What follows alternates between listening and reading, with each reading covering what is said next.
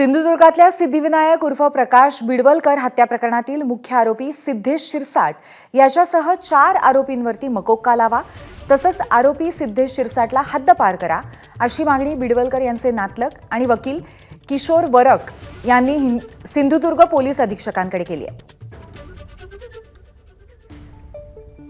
Police अधीक्षक यांची भेट घेऊन काही महत्त्वाच्या मागण्या त्यांच्याकडे केलेल्या आहेत.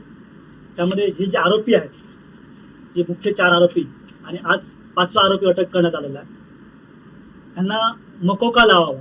त्याच्यामुळे हे जे महत्त्वाचे साक्षीदार आहेत त्यांना पोलीस प्रोटेक्शन द्यावं पोलिसांनी. त्या केसमध्ये ज्यावेळी ट्रायल चालेल त्यावेळी विशेष सरकारी वकील म्हणून, ज्यावेळी आता वाल्मिकी कांडाच्या प्रकरणामध्ये विशेष सरकारी वकिलांची नेमणूक केली, तशाच प्रकारे ह्याही प्रकरणामध्ये विशेष सरकारी वकिलांची नेमणूक करण्यात यावी. त्यामुळे शासनाने ती मुकबधीर आहे, तिला कोणाचाही आधार नाही, ह्या सगळ्या गोष्टी लक्षात घेऊन तिचं पुनर्वसन कसं होईल किंवा तिला कशी मदत होईल या दृष्टीने प्रयत्न करावेत, अशी आमची मागणी आहे. एबीपी माझा, उघडा डोळे बघा नीट.